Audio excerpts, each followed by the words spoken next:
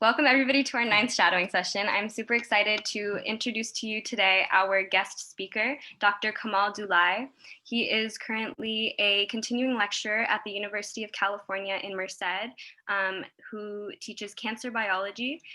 He also did his PhD thesis on ophthalmology and will be discussing the various pathways into healthcare today. So welcome, Dr. Dulai. We're honored to have you today. Thank you. The honor is all mine. So thank you so much, everybody, for dedicating some time to spend with me this evening. I appreciate it. So I'm going to share my slides so you can have a good perspective on our journey today, if I may. So here we go. So you should be seeing the cover slide for my presentation at this time on your screens. And I chose this title. I changed it 3 times this morning and 3 more times this afternoon. Perspectives on success. That's why we're all in the education field. We want success for our students, and you want success so that you can enter a successful career in healthcare. So what I did today is I put together a quick agenda based on my journey and combined that with some advice that I like to offer students who come to me seeking such advice. So here's my agenda. So we're going to start off today by answering some questions about why healthcare is a very, very sound career to enter, especially with the uncertainty that we have going forward after this worldwide pandemic has been tamed. There are still going to be challenges for the status quo. So I don't think the world will be returning to what it was in 2019, not 100%. And the good news is healthcare is number 1 on the agenda to be reformed in a good way. And you'll see that in the next few slides. Once we've gone through that, that part of the journey today, then we'll move on, and in the second half of my presentation, we'll look at my journey and how it has not been a linear journey.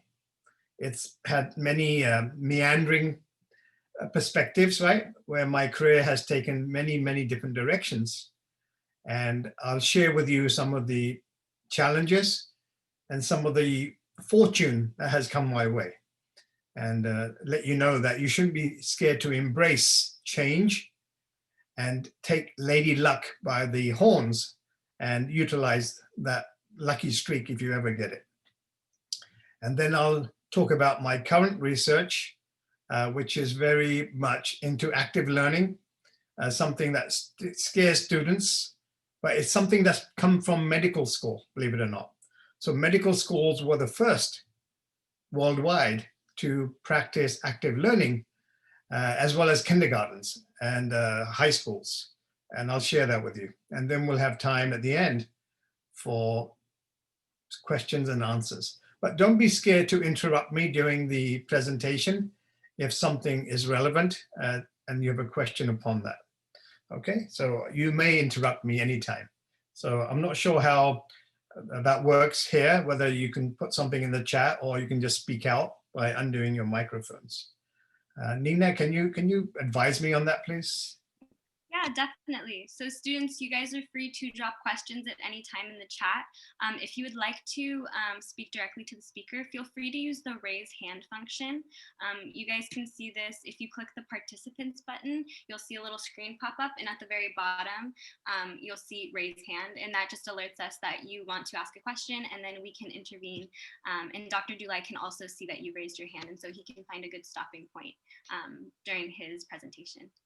So yes, and I will put that in the chat as well. Thank you very much.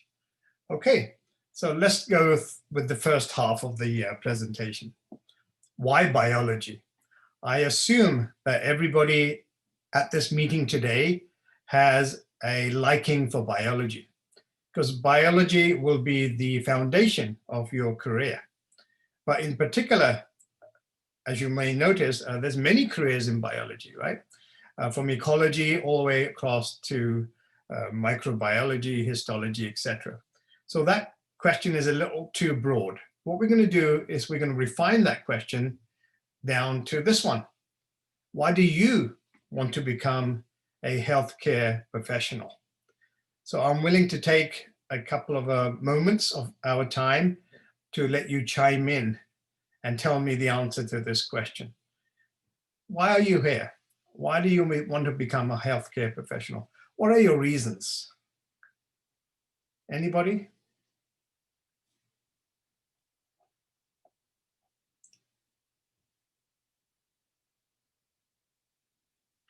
So on the chat, somebody says to bring humanity back to the healthcare field, treat humans and not cases. Okay, that's very important. Let me tell you something. I am in contact with some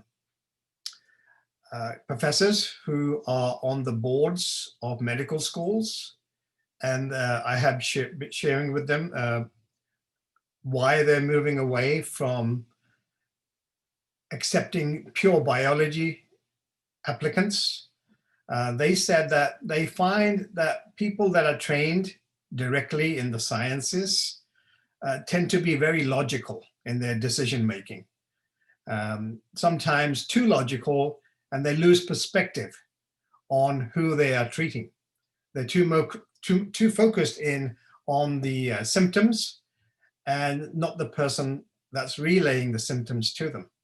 So nowadays, medical schools have broadened their scope of capture of applicants to the arts and social sciences, because they feel, at least some of them feel, that applicants from those fields may have a bit more empathy than pure biologists. So I'm not sure if I agree with that, but that's what the current thinking is.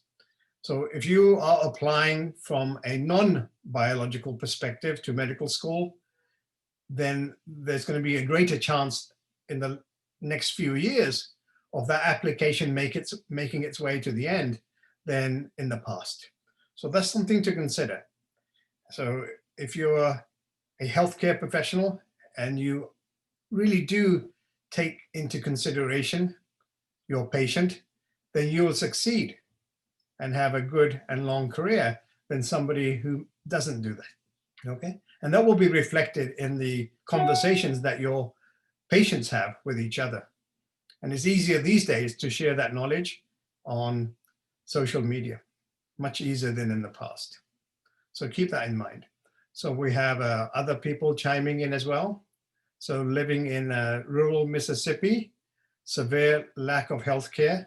So we do know that in this country, we do have a spectrum of social interactions with the population. So sometimes I talk to my students about challenges that we face as a society, and I ask them to think where these challenges are the greatest in the world. And almost every time students talk about other countries, developing countries, where the challenges are. But they forget sometimes that inner cities in this country also face similar challenges. So we have to broaden the scope of the audience that we have to include our inner cities. So they get neglected sometimes by various governments and other bodies, right? So solving social problems, that's very important, right? And I'm hoping that you're going to take into consideration in that answer when you come to solve those problems, that different cultures have different needs, and we know that. And is there a genetic basis for these differences?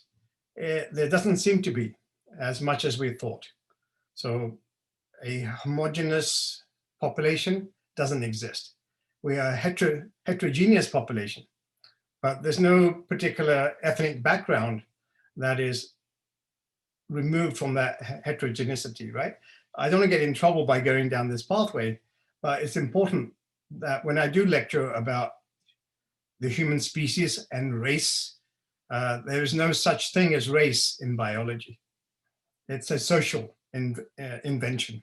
So keep that in mind, especially with the social disturbance that we're having at this time because of Black Lives Matter and other types of justice system challenges that we face. So that's important, right? But let me share with you on the next couple of slides some answers that I have collected for you. So the first one is an important one that we sometimes are either too afraid to answer or we just slip it to the back of our minds. Financial security, right? So if you look on Google today, and I did today, and I got this slide just about 2 hours ago, and you type in highest paying jobs, in the United States, you get this list. You can see the top 8 are all healthcare professionals. So this is a database maintained by US World Report, News and World Report. The same thing happens when you type into Google directly, the top 1%. And they mention that, of course, Wall Street and CEOs, they come in top, but there's not many of those individuals per capita, right? What do you find the most of in any community? You find that every community has a dentist, at least one doctor, and then a number of nurses, et cetera, et cetera. So you can see this list has validity. So if you're there for financial security, you're in the right place.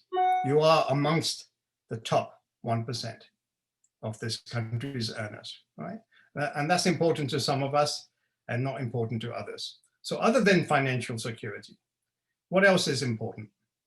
Well, these are 6 other compelling reasons to consider working in the healthcare industry. I know I'm preaching to the choir. Most of you have already decided to enter this particular field or set of fields as your future. But here's some reinforcement as to why other people are partaking in this particular journey besides you, right? So number 2, increasing job opportunities, right? So I'm going to talk about each one of these slides separately, subsequently in a few moments.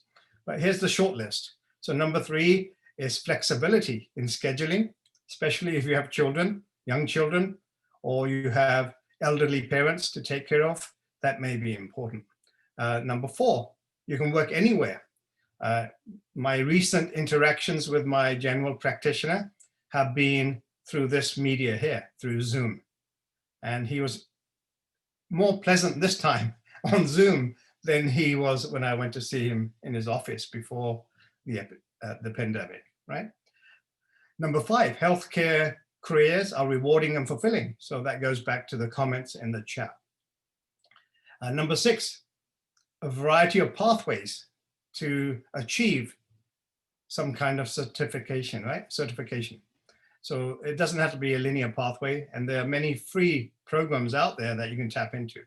It's also very easy to have a break in your career or a change in career and re-enter the healthcare profession. So we'll talk about that at number 6. And number 7, there are positions for all types of personalities. So let me share with you a breakdown of each one of those, right? So number 2, so these figures are valid for this year, just before the coronavirus. They may have changed a little bit since, but they're expected to go back up and maybe even grow further next year. So you can see there's a whole list of potential growth taking place in our industry. So lab technicians, medical assistants, physical therapy assistants, right? And the list goes on and on and on. And as most of you know, there's a shortage of doctors, primary care doctors. There's going to be a shortage of surgeons in the future, all because of the way that the medical field has been populated in the past. There was a shortage of medical schools, and we've been allowing doctors qualified in other countries to come in. The policies of the present administration have impacted those. So there's more opportunity from within, and especially into the future. But that's uncertain because it depends on future political metrics, right? Who gets elected to what and what policies they have. So number 3, schedules may be flexible. So there's a movement at the moment to allow registered nurses to be recruited. And part of that negotiation is that there's a greater and greater demand by these individuals to be off the regular schedule, to have customized schedules. So 3-day working weeks are becoming the norm. So if you are a person that wants to do that, work Friday, Saturday, Sunday, 12 hours a day, 14 hours a day, and then be free for the rest of the week, you're in the perfect place, right? So as I alluded to earlier, home health aides, they can have flexible hours as well by picking and choosing from schedules. And the list goes on, as I said earlier, right? So these days I had an x-ray that was at 9:30 in the evening. And I was surprised the hospital was even open at 9:30 in the evening. But I spoke to the technician and they said, yeah, our employer allows us to have flexi time. And some of the patients who are working during the day, that's convenient for them because they don't have to take time off work. They like to come in the evening. So that was to our mutual benefit. Working from anywhere. This is beginning to migrate in that direction. So depending on which area of the healthcare medical field that you are working within, there's more scope in some areas than other areas for working from anywhere. So as you can see, the people that are coders, they have been working from home most of the time, but now with the coronavirus, there's been no alternative other than to work from home. And these people have seen for the first time both the benefits and the negativity involved, the detrimental aspects of working from home. But in most of the time, most people would like to work from home. And I have to admit, even though students don't like being lectured to through Zoom, myself, I prefer this media for a couple of reasons. First, I don't have to commute 1 hour each way. And number 2, I don't have to use any fuel for my car and therefore get wear and tear. I was actually thinking about selling my car. So, but I know that maybe next summer, June, July, August, the university will open back up. And even nurses at the bottom, you can see, are able to work in some situations remotely, thanks to the roles that have become diversified in the nursing sector.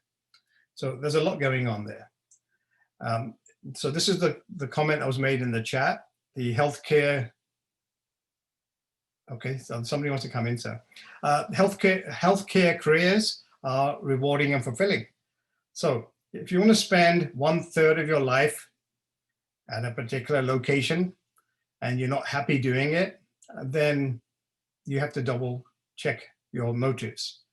But if you want to do it 40 hours a week, my wife, she is a registered nurse and she has migrated from the bedside. She was a cardiology nurse, but then she was given an opportunity to move into health education. So she's now a nurse educator where she trains other nurses on how to interpret ECGs and other types of complex stuff that I don't understand, right? So there's an opportunity there, okay? So it's very important in hindsight, when you look back at your life, that you have some satisfaction rather than regret. So normally there's not much regret from people who are in the healthcare industry. Number 6, as I said earlier, there's a variety of educational pathways and opportunities, some of them expensive, others free, that are available to us. So you mustn't think that you have to go directly to professional school, right? There may be part-time alternatives that may suit you better than the standard mechanism that other people use, okay? And because of the coronavirus, there's a lot more flexibility being offered by the industry in terms of hours, asynchronous lectures in some cases. The hard part is, of course, a hands-on experience. That cannot be substituted for directly with online learning. But we'll leave it up to them to figure out how best to overcome that. I think right now it's almost 6 o'clock. My spouse, my wife, she has a 3-hour community college class on interpreting ECGs, right? So she goes in such depth that doctors are amazed that nurses know, just by glancing at a strip of paper, what's going on inside a patient's body.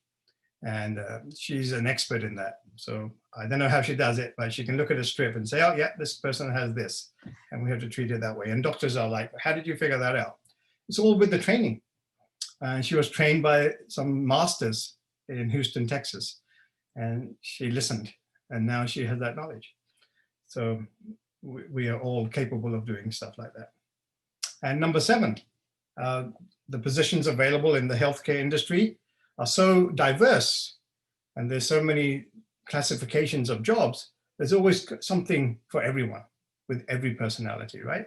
So you can see there, if you're a quiet person, you like to work in isolation, it doesn't mean there's nothing for you. You can become an IT person, helping staff rather than interacting directly with patients. So as it says in the very bottom line, right, the sky's the limit when it comes to finding careers in healthcare that match you and your lifestyle.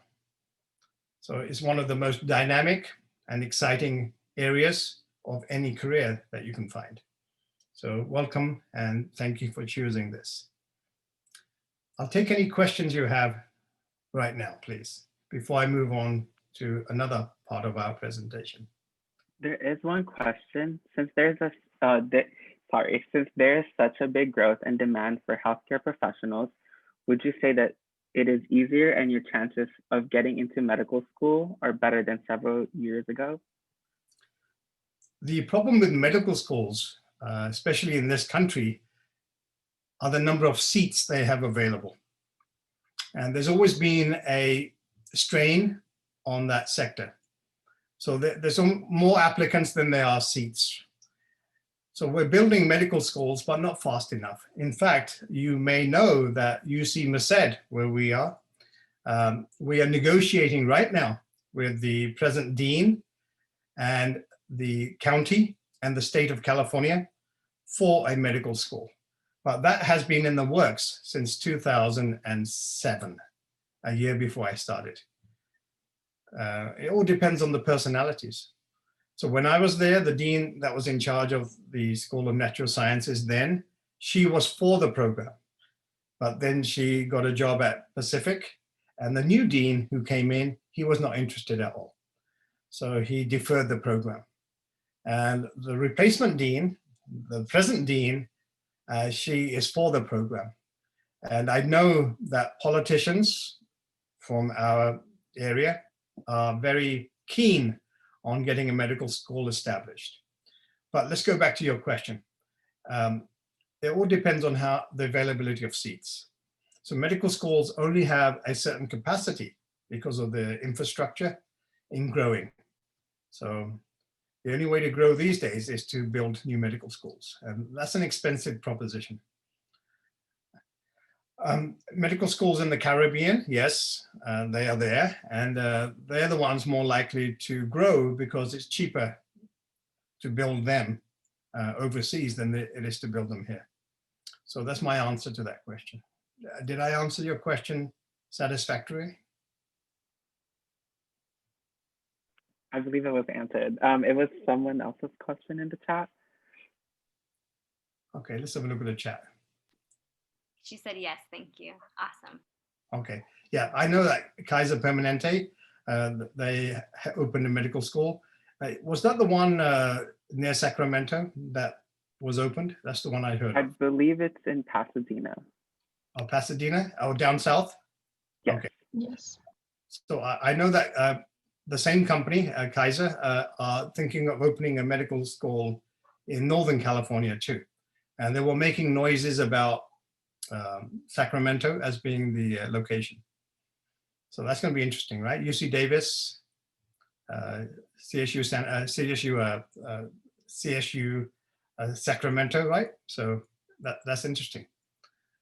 So yeah, so the short answer is it's all number of seats that can be placed on the classroom floor of a medical school. Okay, anybody else have any verbal questions to ask me, please, before we enter the next segment? Yeah, I've taught at SAC before. It's an interesting place. I enjoyed it while I was there. Anybody else have any questions on careers in healthcare? Okay, so what I'm going to do now is transition into my journey to just show you how I have reached this present location. Right?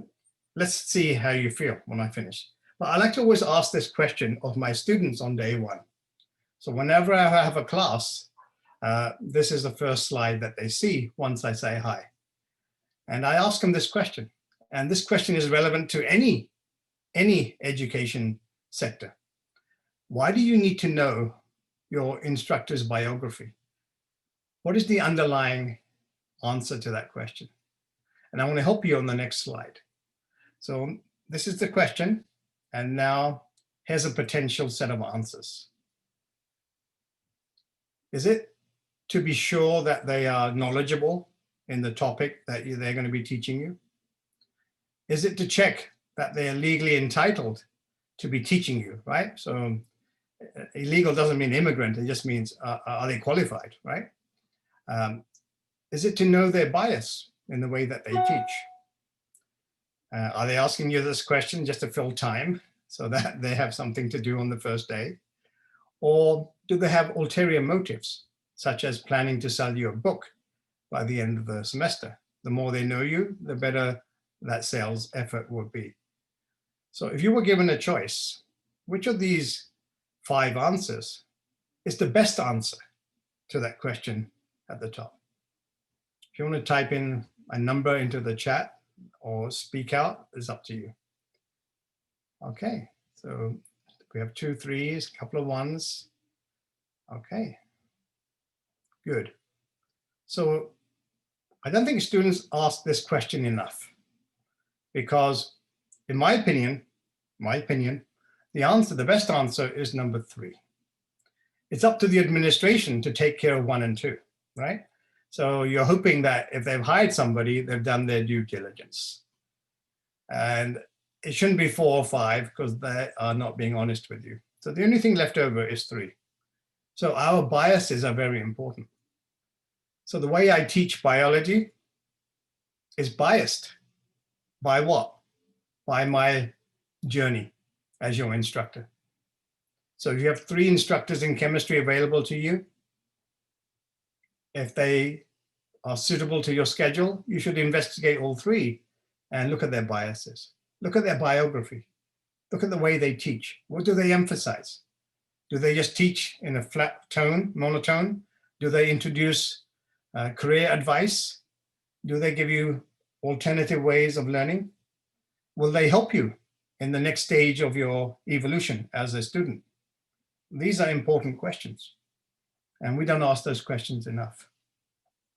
So my journey has influenced the way I interact with students. So my biases come from my journey.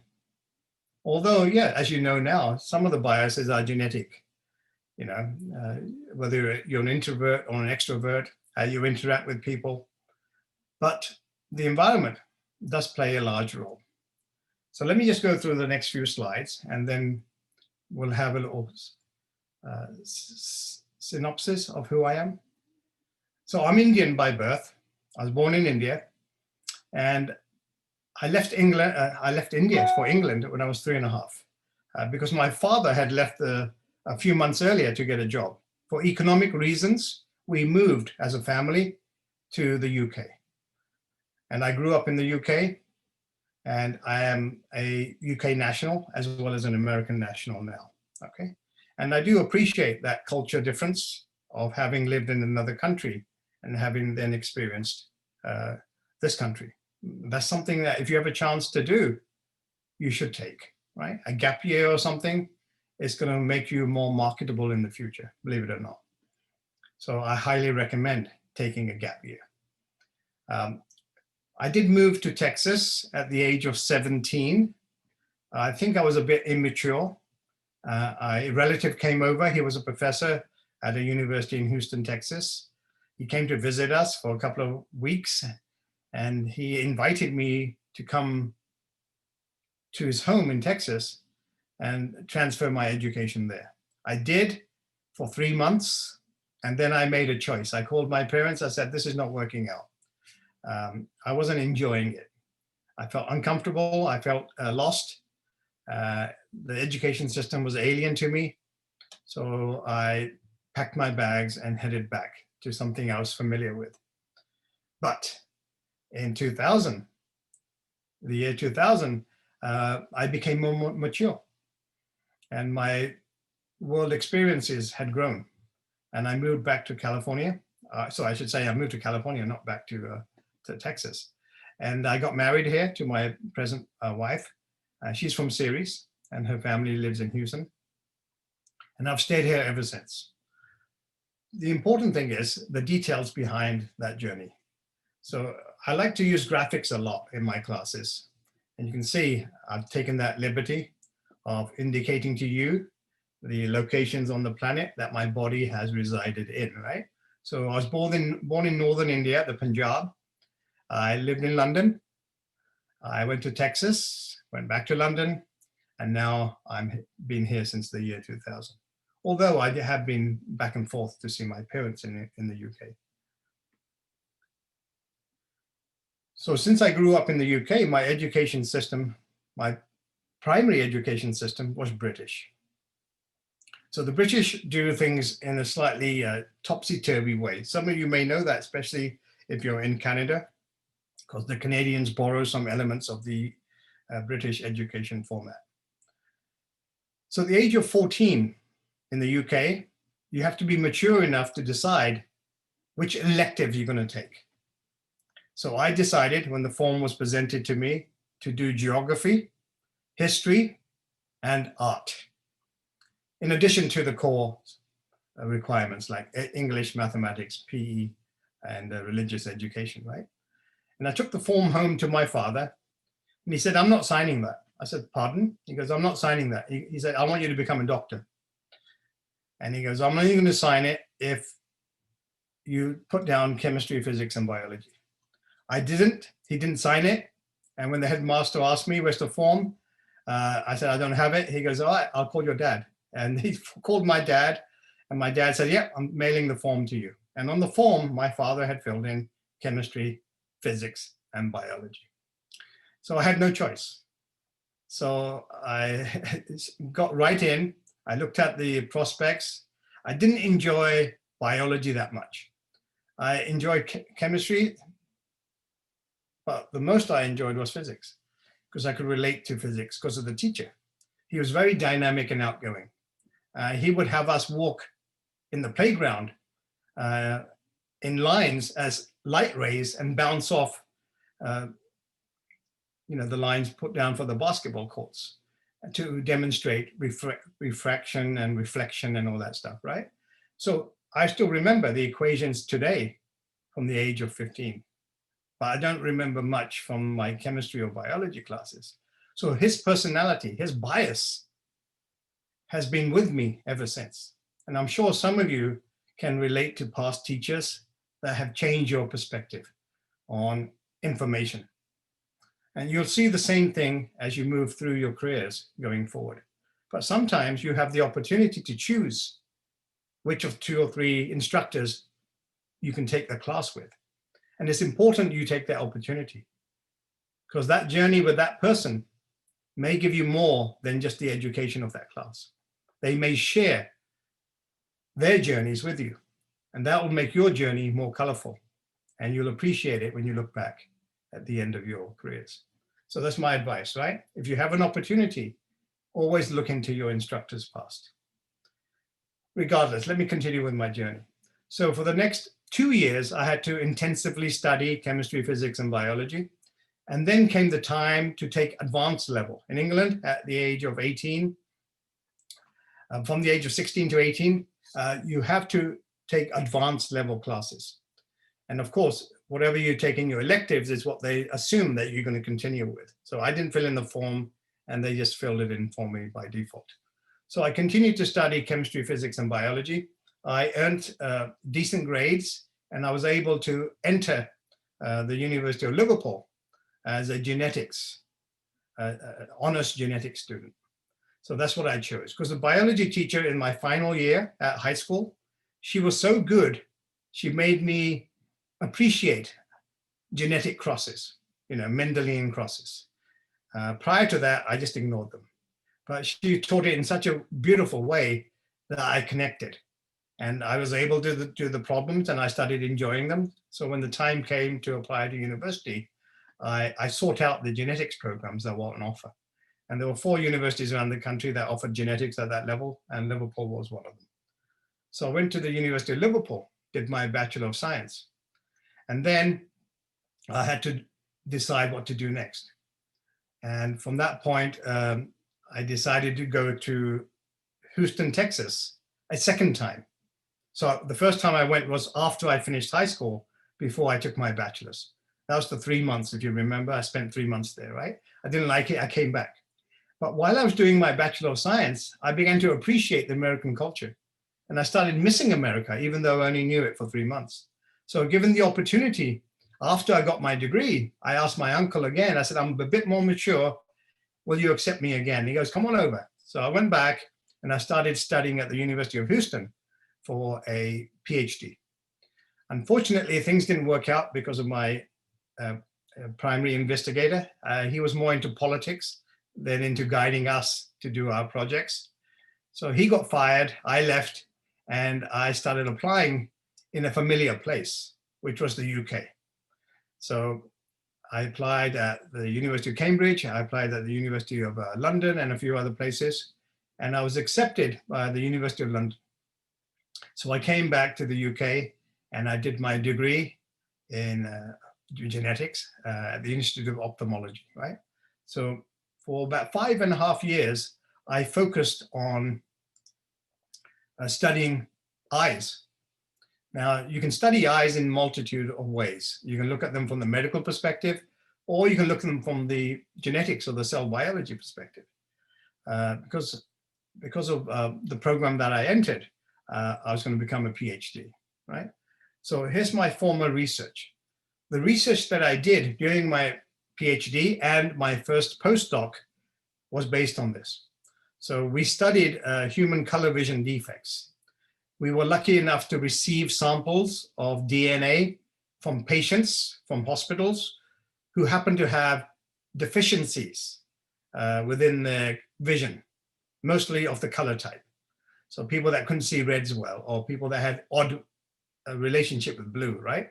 So we would get DNA from them, and we would investigate why they had these genetic ailments.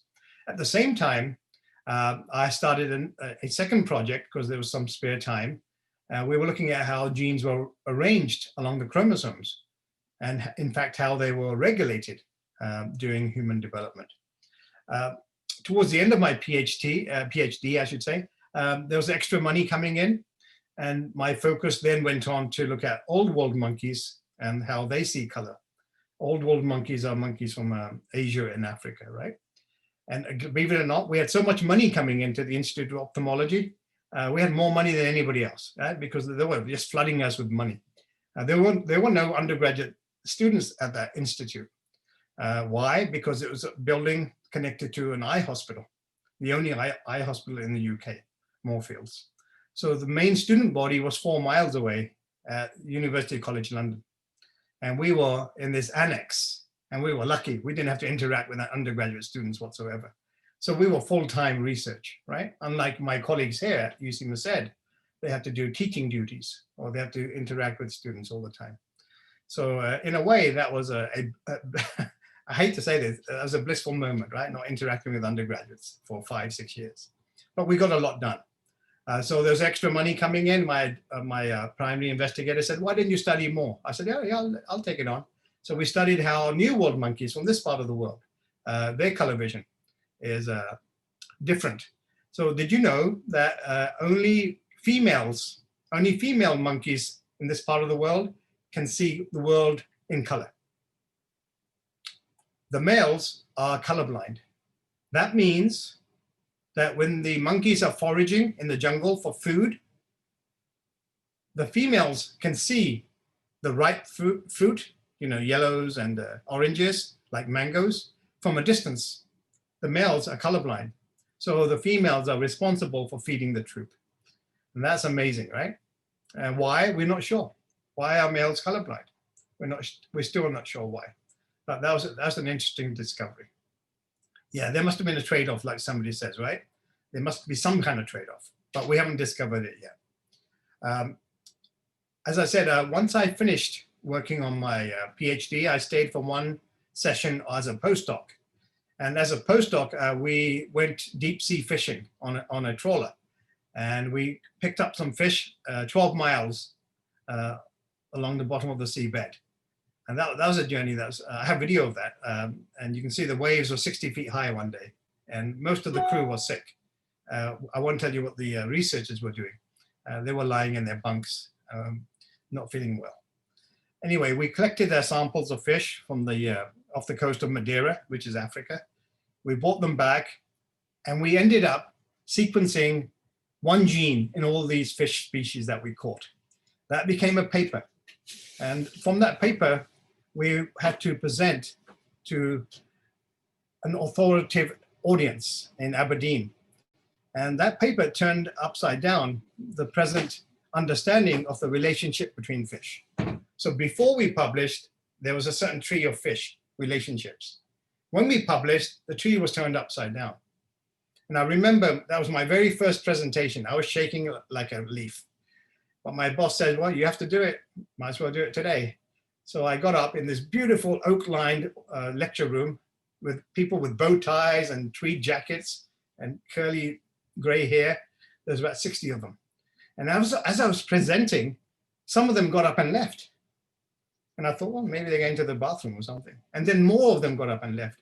By the time I finished, there was only 1/3 of the audience left. And when it came to questions and answers, they were attacking me. How dare you suggest that this fish is not related to that? And my professor had to get up and stand in front of me to protect me from the hostility in the room. Why? Because we had turned upside down the lifetime of research by these prominent professors, all because of one paper that says, believe in genes, don't believe in morphology. I remember that day, right? And that had a very negative impact on my presentation capacity, but I overcame it subsequently. But that was a bone shaker, as they call it. Yes. So before I left, before my tenure was up as a postdoc, one of my colleagues down the corridor, he was doing research on gene therapy, something new at the time. This was in the early 1990s, right? 1996, 5 and 4.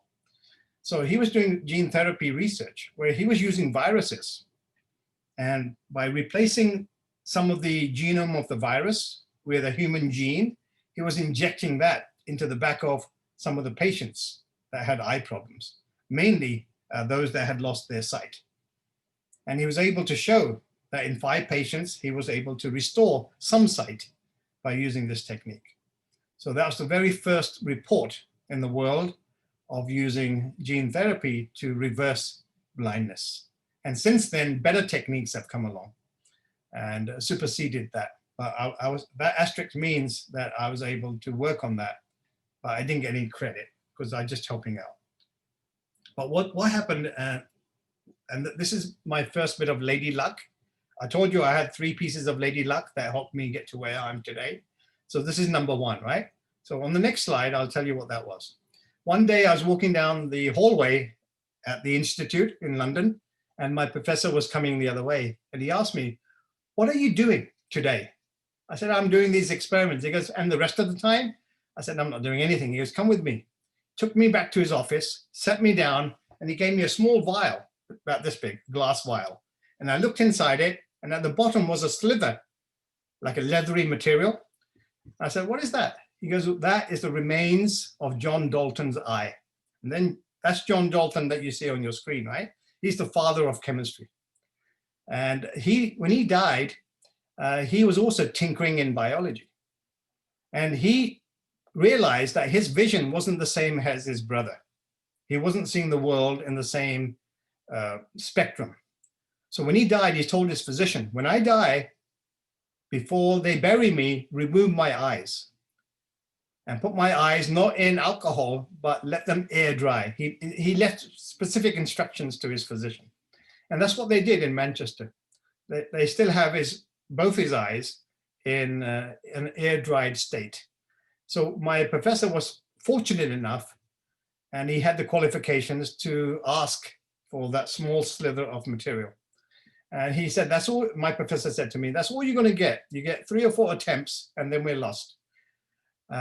At the same time, I was investigating as a hobby how forensics was working, how forensic DNA was being extracted from deceased individuals, right? And there's a guy, Pablo, he was working in Germany. So I asked him, I said, how could I do this? He goes, oh, it's hard, but do it this way. I tried it, it worked, and we were able to publish that. And this is the only bit of fame I have in my career, unfortunately, is that I was able to publish on the cover of Science magazine, simply because of that opportunity. And I look back in hindsight, and I think to myself, had I been busy that day, would he have given me that sample? Had I not bumped into him coming the other way at that very moment, would he have given that sample to somebody else? And he's never answered that question. I've always asked him. I said, would you have given that to somebody else? He goes, you never know, opportunity. I trusted you and everything like that. But that was lady luck. And that sort of set my career in place as a researcher, right? And from that point onwards, we ended up doing, I think, 22 papers in 3 months. 3 years, 22 papers in 3 years, yeah. So we were a production machine, the institute was, right? And the BBC came to our building to do a documentary. Unfortunately, my professor was, he put himself first, right? And I didn't object at the time. But in hindsight, I should have, because it was my research and he got all the credit. And that's not something that you should allow to happen, right? So if you're in a position where you have implemented something and there's a choice between you and somebody else, please fight as much as you can under those circumstances to have your due reward, right?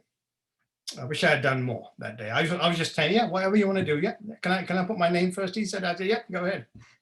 But our collaborator from Cambridge, he goes, no, don't let him put his name first. You should be first. I said, it's going to cause some political disturbance. He goes, go ahead and do it. I'll support you. But I never got the courage. But that can happen, right? So we are full of personalities, and different personalities do different things. So what's disturbing is the next section. Even though the United Kingdom government spent all that money on my training, hundreds and hundreds, thousands, and maybe tens of thousands of pounds, after my first postdoc, I decided to leave science. Why did I leave? I left because of money. I didn't think I was being paid enough. Scientists in general in the UK are not paid enough. In fact, I remember my first day at the University of Liverpool. The very first day, the first speaker got up in front of us on our introductory day, right? He goes, oh, you're here, right? If you're here in science to earn a living, you're in the wrong place.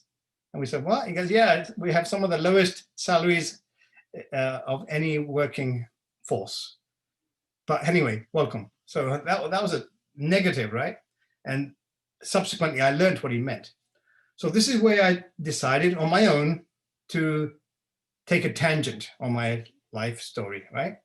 I decided to leave science and become a commercial tutor.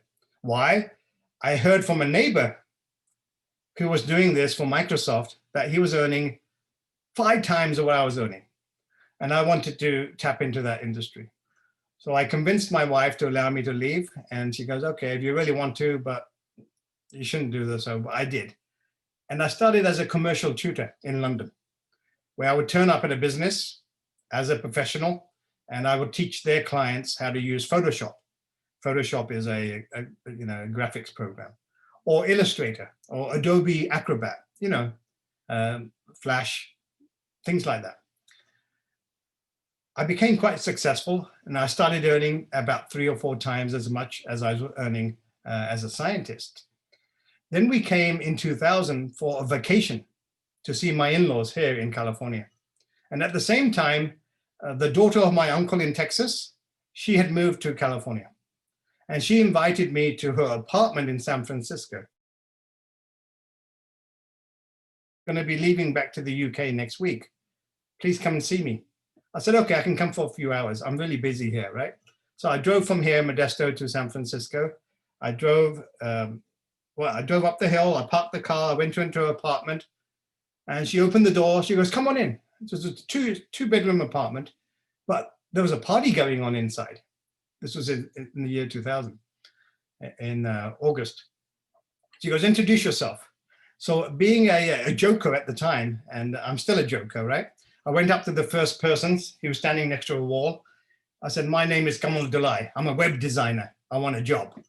He goes, oh, what do you do again? I said, I design websites. He goes, He goes, can you come back next week on my yacht and we'll go around San Francisco Bay? I want to offer you a job. I said, what? I'm supposed to be going back to the UK next week. He goes, well, I'll make it worthwhile. And I told my wife back here in Modesto, I said, look, he's offering us a job. Can we delay the flight about a week? She goes, no. I said, well, it might be worth it. And then my relative called from San Francisco. She goes, you must. So we did. I went on his boat.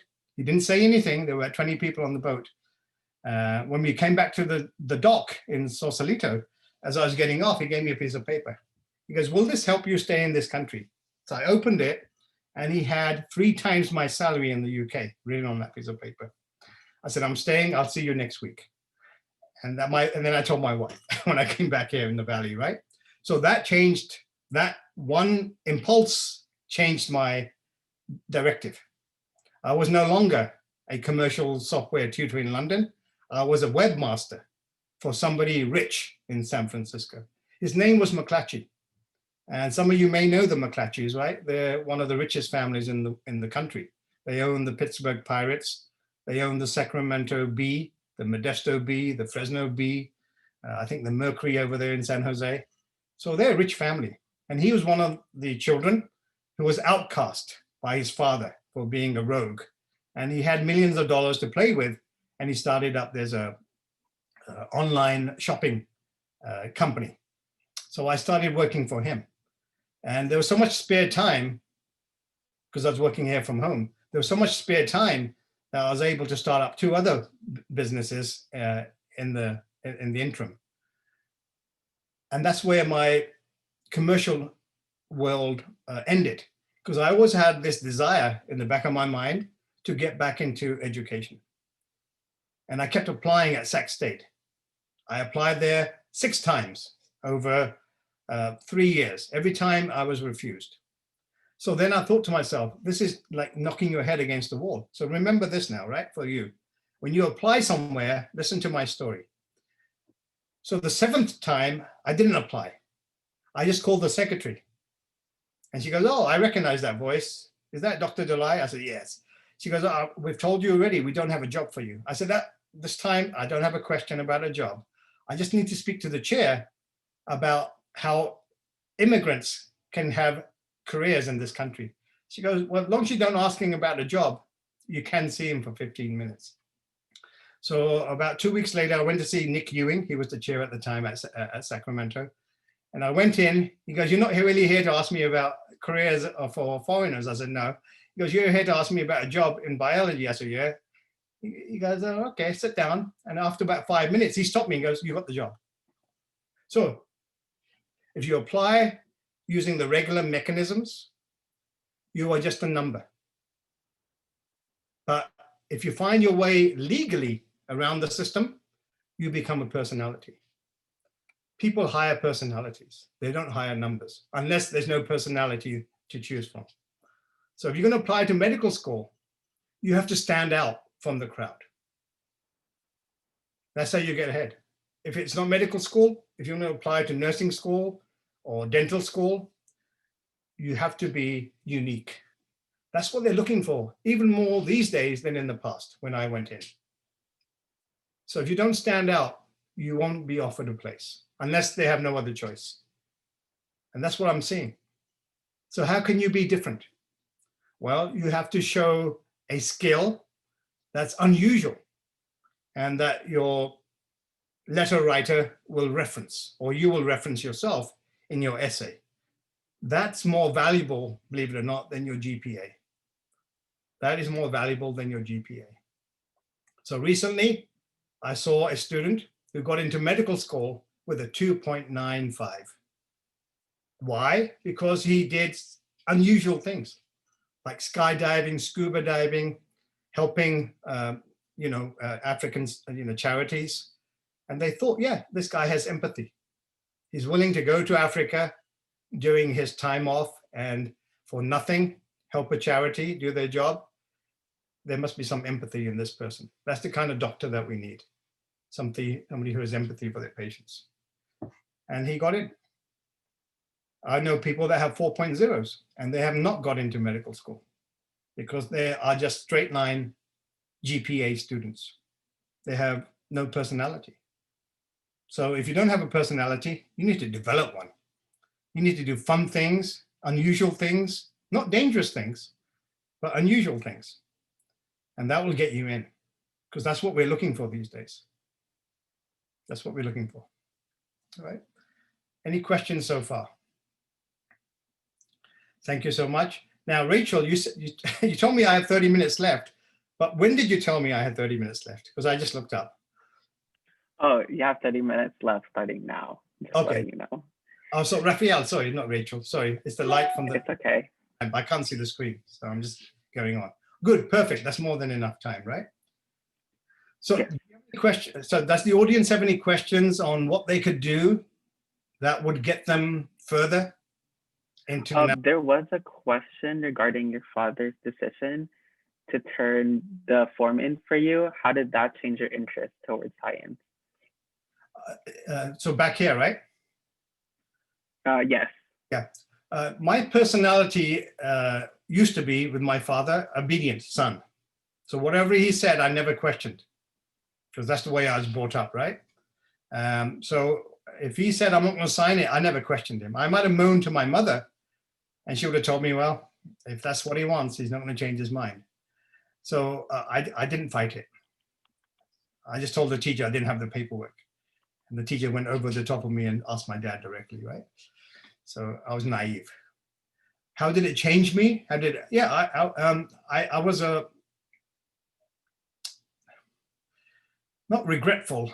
I was angry that I couldn't follow my heart's desire in art. I was a pretty good artist, right? All my teachers had told me all along that I was above the crowd when it came to art.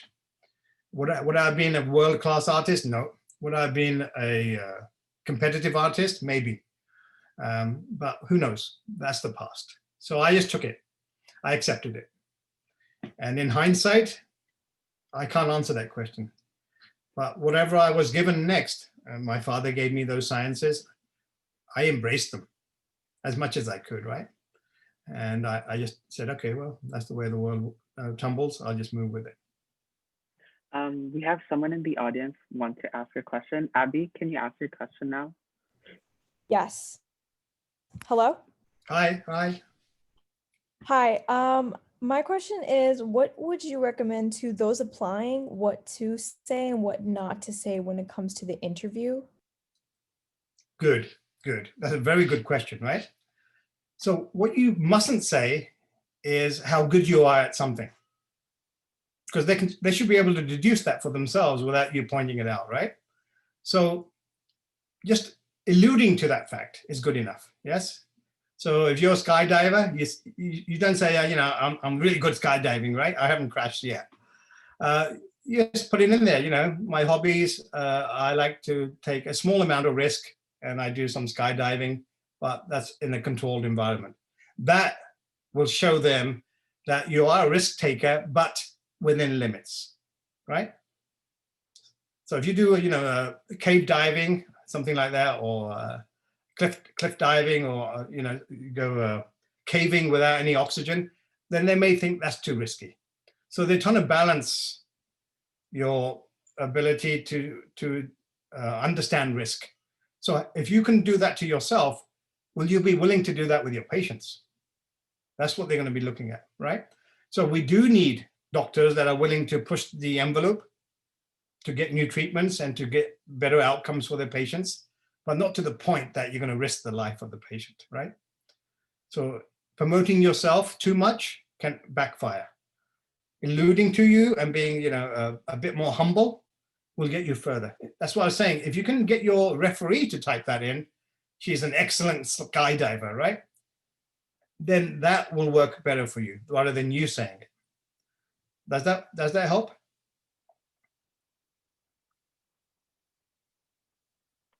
So knowing your referee, right?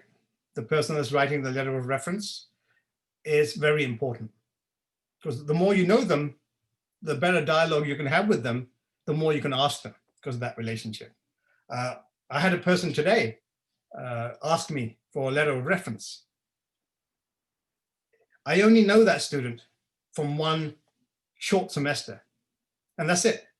And the interaction between that student and me has been 2 office hour visits on Zoom.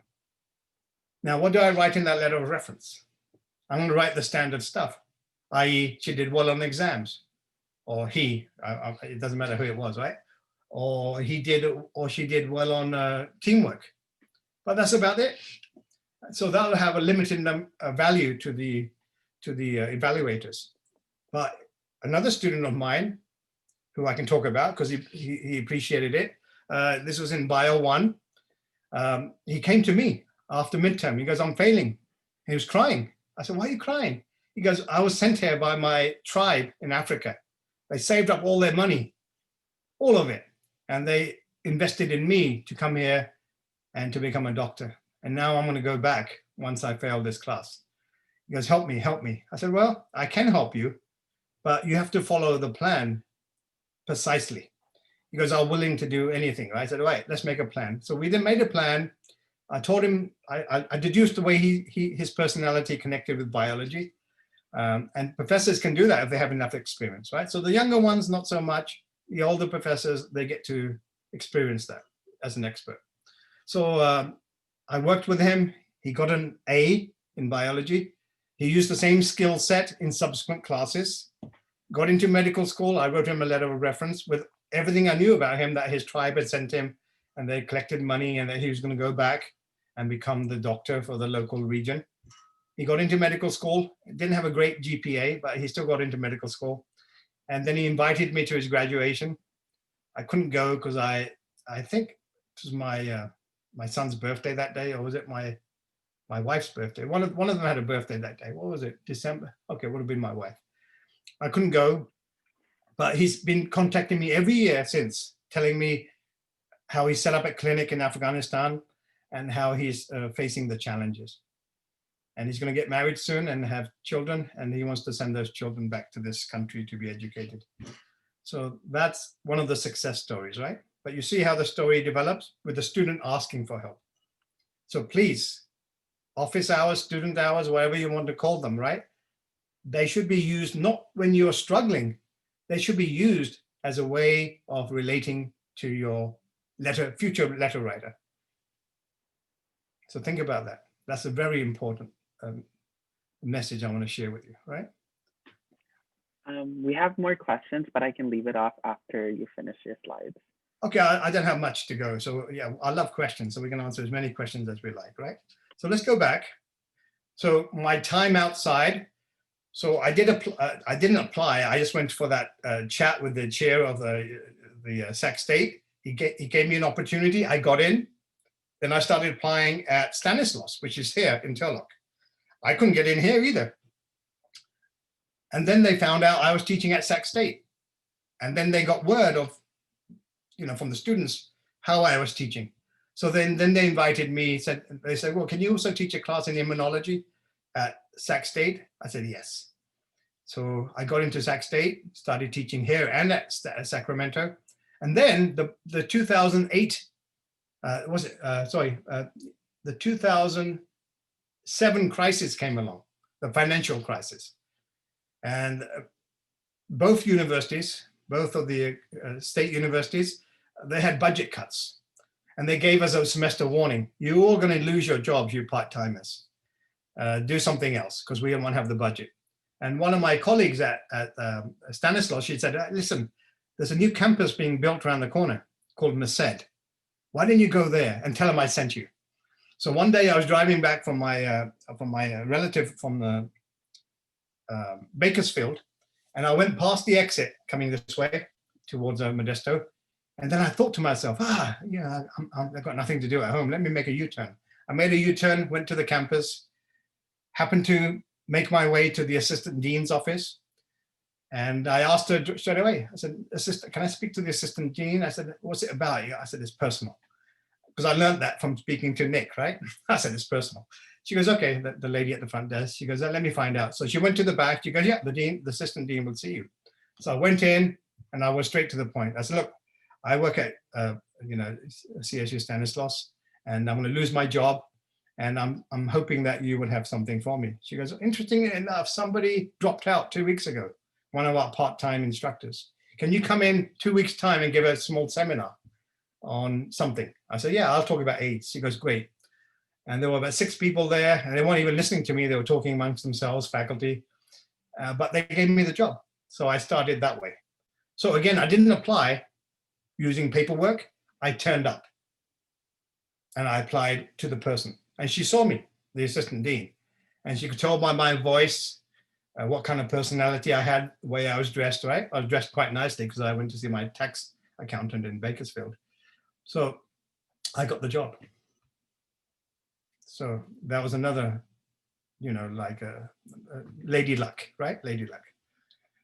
So I'm now teaching at both CSU Stanislaus and at UC Merced. So Nina told you I'm teaching cancer biology. I'm teaching all kinds of classes. We don't get a choice. We get offered classes that are left over. Either we take them or we don't. But the story, the moral of the story, the sum of everything I've been saying to you in the second half is this. Everybody has a bias. The students have a bias. The teachers have a bias. The people at professional schools who are on the selection boards have biases, right? Everybody has a bias. Knowing other people's biases will help you get further in your career, especially with bosses. Bosses have many biases, right? And if they don't like you, they can make your life hard. But if they like you, they can promote you easily to the next step in the ladder. And that's very important, right? So you are no different. So all this is a standard stuff that we used to tell our students: learn, read, question. But it was just, to them, we were just moving our lips and not showing them. So if you don't show the students how to do this, it doesn't mean anything. So if somebody tells you in the future, go and learn that, you should ask them how. Well, tell me from your experience how best to learn that. So don't be scared. Don't be rude. Be polite and say, could you please explain how I could learn that? And guess what? That shortcut will help you so much.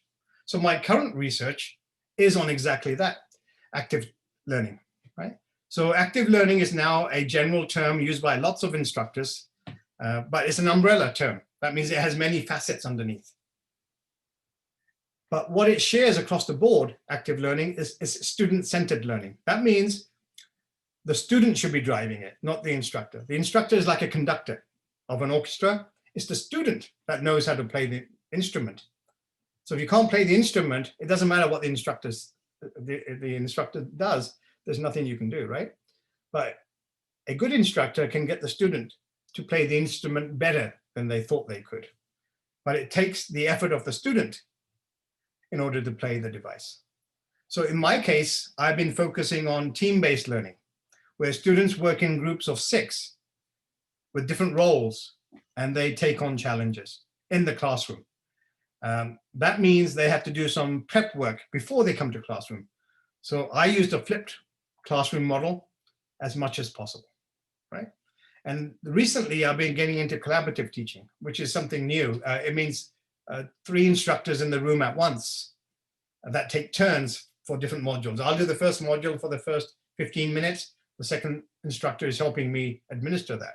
Then he or she will take over the next module. I'll help them, etc., right? So far the data, I won't share the data with you, but you can see we've been collecting data because we're doing research, and we're going to publish this data, and we're going to publish this type of data, right? Where students are reporting a change from mid-semester to end of semester. This was for last spring with the COVID migration to online. And you can see we have metrics. And so this is a type of research where we investigate how we teach you and what results come back the other way, right? So that's a very, very important part of my present career, that I'm blown away about how better we can teach students, right? I'm at the infancy of this. I'm a baby. I'm like you. I'm learning this right now. And my brain is open to ideas. I can't wait to hear from other instructors what worked and what didn't work with students. I think I'm at the end of my little conversation. Awesome. Well, we do have some questions that the students have asked in the chat. One of them is, how would you recommend students to gain more research experience during the current global health crisis? I had a student ask me that 3 weeks ago. 3 weeks ago, right? He goes, I'm going to apply to this professor's lab because I think it's exciting work. I said, stop. How are you going to apply? He goes, I want to send him an email. I said, don't do that. You'll get a negative answer. He goes, how do you recommend, Dr. Dulai? I said, well, let's think about it. First, why didn't you learn in depth what that guy is doing? Why didn't you prove to him, second, that you know what he's doing before you even ask him the question? He goes, how do I do that? I said, well, he's got a website. Yeah, go to the website, pick a couple of papers he's published, read them, and I'll help you interpret the data. But the student was so clever, he didn't need my help, right? So he read them. This is a Bio 1 student. So this summer, I took the chance of using a different textbook in Bio 1 that is based solely on data. In fact, if you give me a few seconds, I think I have some time. What time are we supposed to finish? Was it 9:30 or 10:30? Oh, it was 7 actually. So we have about 15 minutes left. Okay. If you want to pull it up. I can take it to 10:30 if the students want, right? Okay, so I'm sharing with you guys in a second when it comes up. My internet is a little bit slow. I want to share with it because this is exciting news for me, right? I just want to share with as many people as possible. So here we are. Let me share this. So I took a chance this summer in teaching Bio 1 Introductory Biology, which I haven't taught at UC Merced for about 6 years because I've been teaching Bio 2. So here it is, right? So here we have some of the chapters from the book. So what we do, what this author does, and I've been talking to him constantly because I love the way that he's phrased everything. We start by having themes, right? So the whole textbook has 5 themes. They run through everything. And one of the themes is emergent properties. So what the students do, they read this before class, then it goes in to talk about the introduction to the topic. And then it has some intriguing, integrating or intriguing questions, right, on different pages. And then the actual content is looking at data. So the students get to see this data, right? Then they get to see this data. And these are first year students and then get to interpret that data. This is research level data coming out of research papers, right? So of course, the first few weeks, the students are scared. They don't know how to do this. But we worked as a community. I said, hang in there. We'll train you how to do it. We'll train each other. And within about 3 weeks out of the 8-week semester, most of the students, one dropped out. She said that she couldn't handle it. But the others stuck in there, 26 of them, right? And they were able to read this type of stuff. Look at that. This is research level information for Bio 1 students. And by the end of the semester, guess what? They were reading scientific papers as though they were second nature. So everybody has the capacity to learn. Sometimes the instructors get too scared to push them, all right?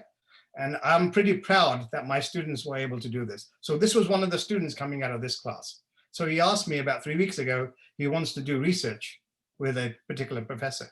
So what did we do? We had him read the papers. Then we had him talk to some of the graduate students that work in that PI's lab. Yeah, because they have office hours. I said, go to the office hours, ask him questions about the PI. And then he went, he asked questions, he got important feedback. Then he said, I'm ready to email the instructor. I said, don't email him. Turn up at his office hours and ask him questions about his research. What are you going to do next? What does this mean? How will this be used for advancing human understanding? He goes, okay, I'll go to the next office hours. He turned up, he asked questions. And then he said, at the end, I asked him for a job. He goes, send me an email, I'll give it to you. So he got in. And guess how many applicants this professor had? 92. 92 applicants. And he's the only one that was let in because of the methodology that he used in impressing that individual. So whenever you go for a job in the future, don't apply the regular way. You have to go around the side. Nothing illegal. Don't threaten the professor. Don't scratch his car and do stuff like that. But you have to be clever. In this world of competition, you have to be clever, but within the law. Thank you so much, Dr. Dulai. That's really interesting, looking at using research at a very introductory level. I think that's really crucial because there's times when I'm trying to read research papers and I just look at it and I'm like, yep, I don't know what that protein means. And so definitely, I think that's a great integration into our education system. We have another question. Do you have any advice for international students who are looking to apply to medical school? Apply where? In this country or elsewhere? Yes, in the States. Okay. It's best to take a class online somewhere in this country. A class that's recognized by the medical schools. Just one. And get to know the professors in that class. So they can become your references. Then you should have a much better opportunity of getting into medical schools in this country. As simple as that. So take a class here. Online class is easy these days because everything's online. And then impress the professors, get to know them, go to the office hours, and then sort of blend in the request for letter of reference. And that should work in your favor. Great. We have another question regarding requesting letters of recommendation. I know that you touched on this a little bit. Who would be the ideal people to ask for letters of rec? The ideal people? Yes. The people that you interact with on a daily basis in terms of your education. So don't ask an administrator. Don't ask a professor that you don't really know. But if you do what I'm telling you, you sort of preempt this by saying, okay, I think I'm going to need a letter of reference from that class in the future. Then you will get to know that professor by going to office hours. And then you'll be in a position and a more comfortable position to ask that person.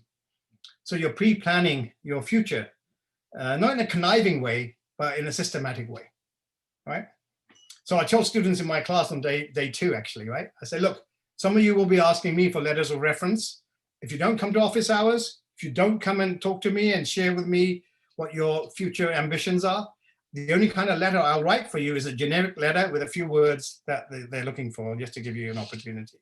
But it may not get you in as a preferred candidate. So even though I do write a lot of letters of reference, maybe about 7 or 8 every week. Yeah, that many. That may not be much compared to other professors, but to me it's a lot. Some of them are generic because I only know the student from 1 visit or 2 visits, right? So I keep it, I can't lie because that will ruin the reputation of the campus. I'm just honest. So what the words we use is like, this is a good student for an average student. Or if we want to say something stronger, we say this is an excellent student, or this is an outstanding student. So those words those grammatical words mean a lot to the reviewer.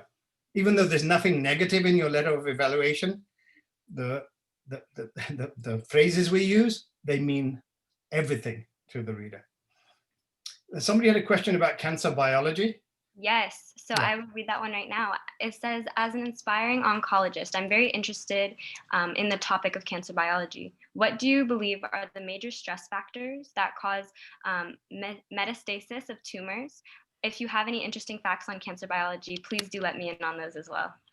Right. So in the last 20 years or so, we're beginning to realize that stress is a real thing. It's a physiological thing rather than a cognitive or brain thing, right?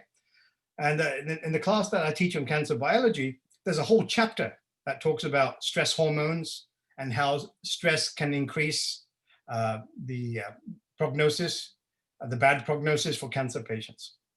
So, meditation helps. Even though meditation hasn't been directly approved by medical schools, it's an activity that does produce some beneficial outcomes for patients with some types of cancers. As you know, right, as you should know, there's about 200 different types of cancers, 200 different types, but they're all bucketed together under the name cancer, which is wrong. Then you start comparing your cancer to somebody else's, whereas like comparing pneumonia to bubonic plague, it shouldn't be compared. So when people are stressed, it increases the chance of getting cancer, yes. When you have cancer and you're stressed, it increases the chance of metastasis and death, yes. So somehow we have to reduce stress in our lives. Maybe that's one reason, other than pesticides, that we have increasing rates of certain types of cancers in the West, because we are more stressful than we were in the past. So I can talk to you about stress all day long. So if you want to take my contact information and send me an email, I'll communicate with you that way too. All right, so we keep going. We have about 4 minutes. Yes, at this time, I would like to invite any students, if you have any last minute questions that you would like to verbally discuss with our guest speaker, now would be the perfect time. Monica, would you like to ask your question now? Yeah. Hello.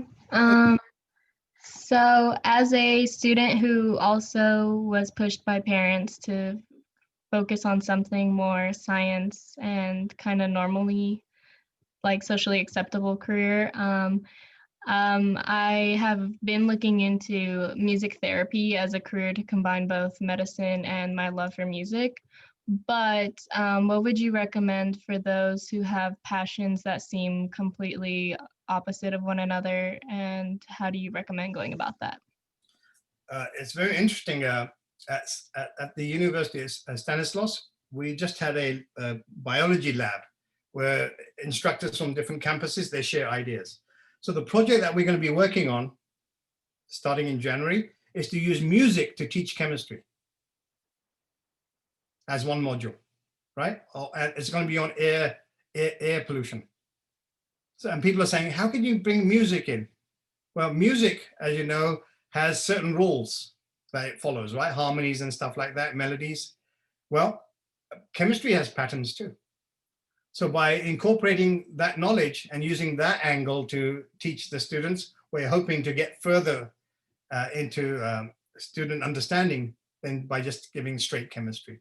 Does that make sense? So music, can it reduce stress for cancer patients? Absolutely.